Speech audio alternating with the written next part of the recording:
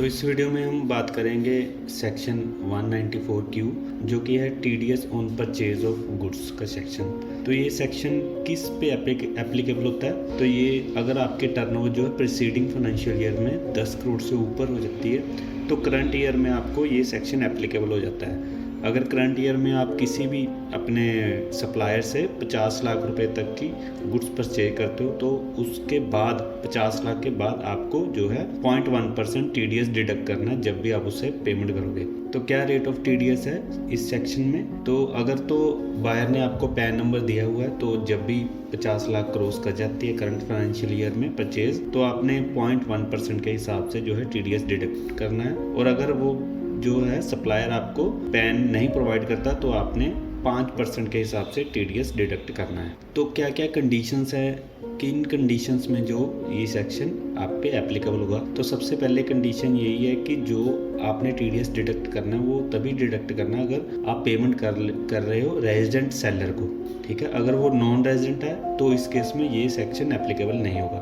दूसरी बात ये है कि ये सेक्शन 194Q नहीं एप्लीकेबल होगा अगर किसी और टीडीएस के सेक्शन में आप टीडीएस डिडक्ट कर रहे हो या फिर टीसीएस का सेक्शन 206C उसमें आप टीसीएस डिडक्ट कर रहे हो तो यहाँ पे ये सेक्शन एप्लीकेबल नहीं होगा। तीसरा पॉइंट ये है कि अगर आप पे 206C 1H वाला सेक्शन भी एप्लीकेबल हो रहा है और टीडीएस का 194Q की भी एप्लीकेबल हो रहा है सप्लायर और बायर के बीच में, तो इन दोनों में से जो है 194Q जो सेक्शन एप्लीकेबल होगा तो जो है बायर वो ये सेक्शन अप्लाई करेगा अपने ऊपर और टीडीएस डिडक्ट करेगा सेलर का। तो फोर्थ पॉइंट है, अगर टीडीएस किसी और सेक्शन में कट रहा है तो वो सेक्शन पहले ओवरलैप कर जाएगा 194Q को। जैसे कि हम ले लेते हैं ई कॉमर्स ऑपरेटर वाला केस ले लेते हैं, उसमें जो है 194O में जो है टीडीएस डिडक्ट करना है तो उस केस में जो है 194 ओवरलैप करेगा 194Q को। तो अगर इन दोनों में अगर कन्फ्लिक्ट होगा तो जो है 194 पहले सेक्शन लगेगा और टीडीएस उसी के अंदर डिडक्ट करना आपने। तो टाइम लिमिट क्या है टीडीएस डिडक्ट करने की? तो टीडीएस आपने डिडक्ट करना है जब आप पेमेंट कर रहे हो सेलर को या फिर जब आपने उसका अकाउंट क्रेडिट किया है। उन दोनों में से जो भी पहले हो रहा है इवेंट, उस इवेंट पे आपने जो है टीडीएस डिडक्ट करना है। कुछ एग्जम्पशंस भी हैं जिन केस में ये जो 194 एप्लीकेबल नहीं होगा। तो सबसे पहले अगर आपने परचेज़ की नॉन रेजिडेंट से, तो जो हमने पहले बात कर ली है, ठीक है। अगर नॉन रेजिडेंट से आप परचेज़ कर रहे हो तो आप ये 194Q वाला सेक्शन आप पे नहीं लगेगा।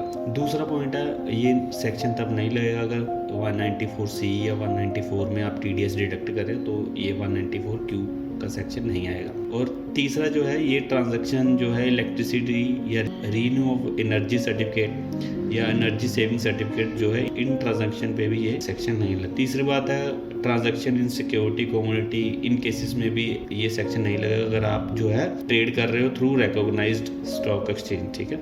तीसरा पॉइंट है, आप पे ये सेक्शन तब एप्लीकेबल नहीं कर रहा अगर आपकी जो है 10 करोड़ की जो है बिजनेस की रिसीट जो है टर्नओवर आपकी बिजनेस की वो रिसीट 10 करोड़ से क्रॉस नहीं कर रही। अगर स्कूल हॉस्पिटल का केस लें तो जो है अगर उनका कोई बिजनेस भी साइड में चल रहा है तो बिजनेस की जो है टर्नओवर एक्सीड होनी चाहिए 10 करोड़, तब जो है उन पे ये सेक्शन एप्लीकेबल होगा। नेक्स्ट पॉइंट है कि सेंट्रल गवर्नमेंट, स्टेट गवर्नमेंट या embassy, high commission, local authority, ये सबको एग्जम्पशन मिली हुई है कि इनका टीसीएस डिडक्ट करने की लाइबिलिटी नहीं है 206C 1H में, हमने पिछली वीडियो में देखा था। बट इनको जो है 194Q की एग्जम्पशन नहीं है, वह यहाँ पे टीडीएस डिडक्ट होगा। नेक्स्ट पॉइंट है कि अगर सेलर जो है उसकी सारी इनकम जो है एग्जम्प्ट है अंडर सेक्शन 10 में तो उस पर भी जो है ये सेक्शन एप्लीकेबल नहीं होगा। नेक्स्ट पॉइंट है, अगर सेक्शन 206C में जो है आपकी ट्रांजैक्शन फॉलो हो रही है 206C 1H को छोड़ के, तब भी जो है 194Q आप पे एप्लीकेबल नहीं होगा।